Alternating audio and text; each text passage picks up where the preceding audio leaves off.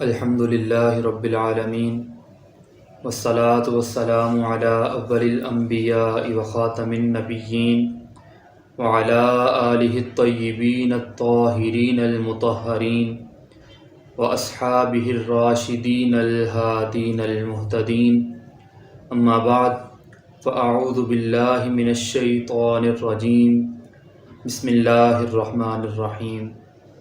ناظرین کرام، اللہ جل جلالہ کی وحدانیت اور عظمت و شان کے بیان کے بعد سب سے اہم حضرات انبیاء و مرسلین کی شان نبوت اور ان کی عصمت کا تحفظ ہے، جو ایمان کی بقا کے لیے لازم و ضروری ہے۔ اس میں ادنا سی کوتاہی بھی دارین کی سعادت سے محرومی کا سبب ہے۔ اسی دینی ضرورت کے پیش نظر کچھ عرصہ قبل قبلہ استاذی و استاذ العلماء حضرت علامہ مولانا مفتی سید صداقت علی شاہ صاحب دامت برکاتہم العالیہ نے علماء اعلام اور اسلاف کرام کی تصریحات کی روشنی میں مسئلہ عصمت انبیاء کو واضح کیا، جس سے اہل ایمان کے قلوب کو بے حد راحت اور مسرت حاصل ہوئی۔ لیکن کچھ افراد حضرات انبیاء کرام علیہم السلام کی عظمت و شان کے اس تذکرہ کو برداشت نہ کر سکے اور انتہائی لایعنی انداز اختیار کرتے ہوئے اس گفتگو پر ایسا تبصرہ کیا جو عصر حاضر میں غیر مہذب روش کی ایک منفرد مثال ہے۔ تم بونکتے پھرتے ہو کہ حضور صلی اللہ علیہ وآلہ وسلم کے اجتہاد میں سرے سے ہی خطا کا وقوع نہیں ہے۔ تم بونکتے پھرتے ہو۔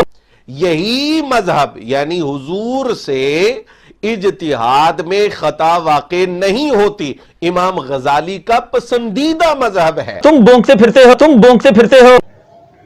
فقیر نے اس تبصرہ نگار کو، جو کہ فرقہ خطائیہ کا ترجمان بھی ہے، ناصحانہ انداز میں متنبہ کیا اور ادلال و تدلیل کے اس سلسلہ کو روکنے کے لیے اس ترجمان کی علمی حیثیت کو بھی اہل اسلام پر واضح کیا اور یہ بتانے کی کوشش کی کہ جو شخص عربی، فارسی بلکہ اردو تکلم میں گویائی کی صلاحیت سے محروم ہے اور اس کی گفتگو اغلاط کا معجون مرکب ہوتی ہے، وہ قطعاً اہل سنت کا نمائندہ نہیں ہو سکتا۔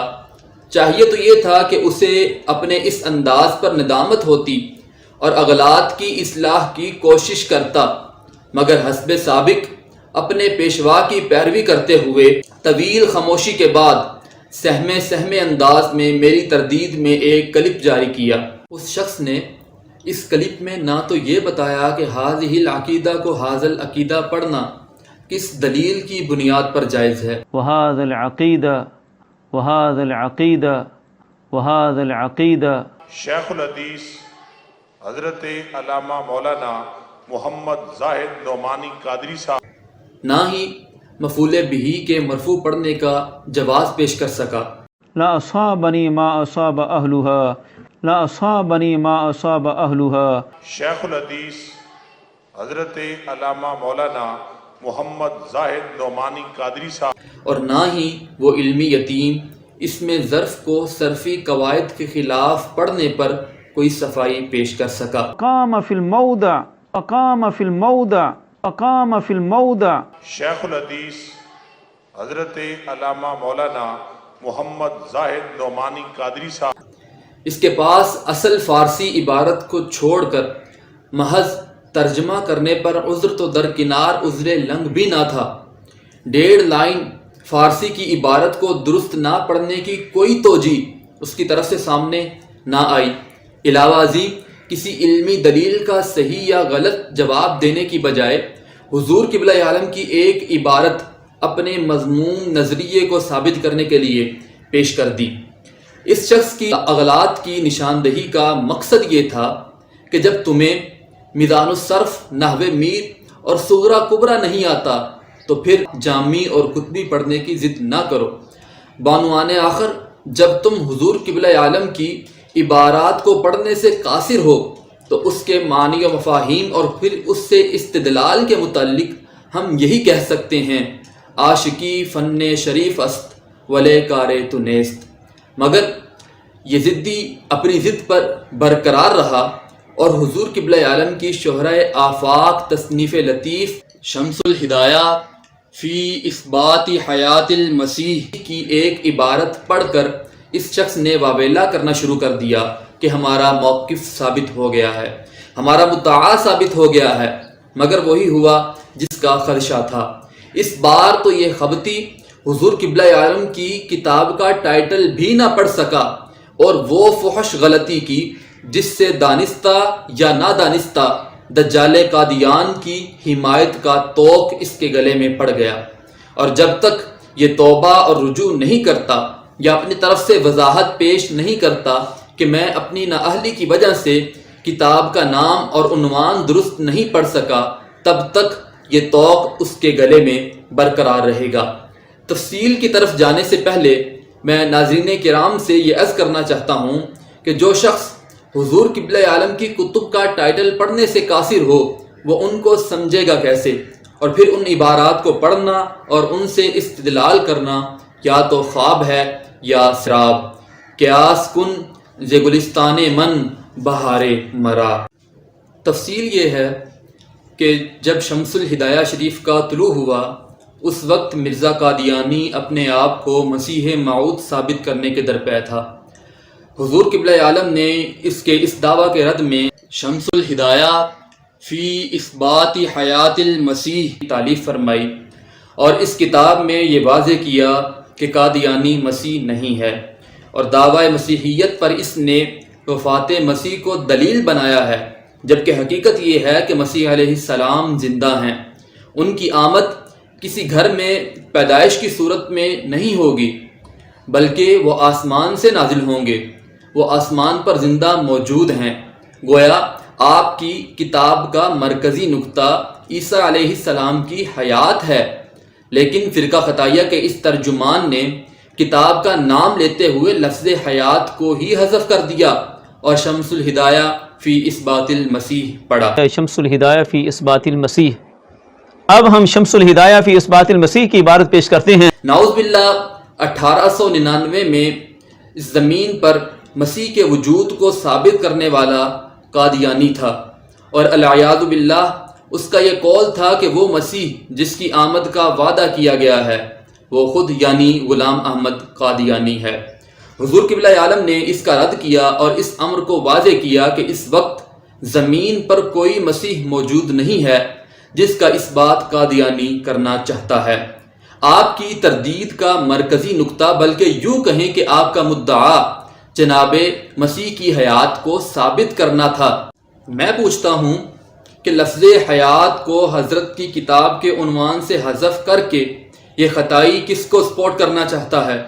جب ایک نالائق نے حضور قبلہ عالم کی تصنیف لطیف تحقیق الحق فی کلمت الحق کے عنوان میں مانند تحریف کی تھی تو بحمد اللہ تعالی قبلہ استاذ محترم حضرت علامہ مولانا مفتی سید صداقت علی شاہ صاحب دامت برکاتہم العالیہ نے اس کا بھرپور علمی تعقب کیا تھا، مگر یہ خطائی تو اس سے بھی آگے بڑھ گیا اور حضور قبلہ عالم کی کتاب کے عنوان کے مرکزی نقطہ بلکہ اصل مدعا کو ہی حذف کر گیا.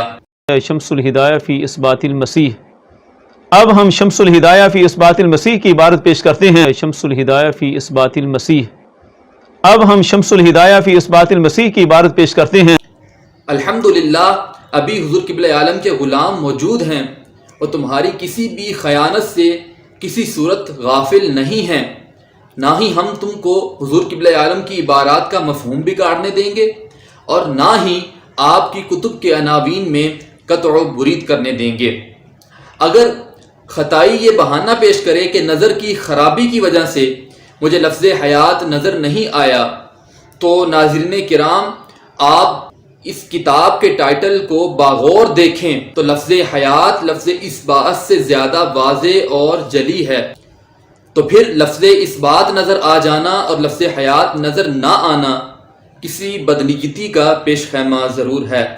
ابھی بھی وقت ہے، سنبھل جاؤ، توبہ رجوع کا راستہ اختیار کر لو.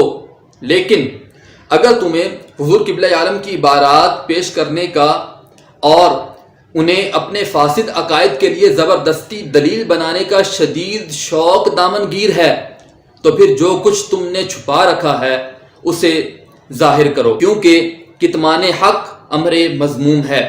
جو کچھ تم نے پردے میں رکھا ہوا ہے اگر تم اس کو حق سمجھتے ہو تو اسے سامنے لاؤ، انشاءاللہ اطمینان بخش تشریح اور توضیح پیش کی جائے گی، اور تمہاری تمام تر کارستانیوں کو اس انداز میں واضح کیا جائے گا کہ تمہیں ہر طرف سے یہ آواز آئے گی، دم بخود ہو گئے سبھی ان کو گڑھے میں دیکھ کر.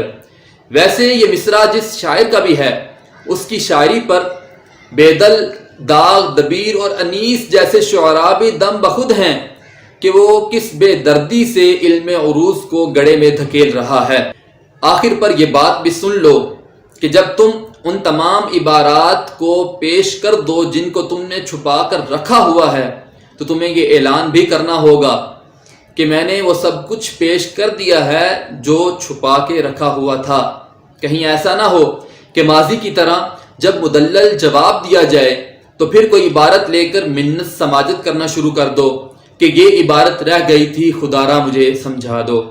ناظرین کرام، آپ بار بار شمس الہدایہ شریف کا ٹائٹل ملاحظہ فرمائیں اور اس مفتی اور پیروکار مفتی کی شریرانہ حرکتوں سے باخبر رہیں. Truth TV.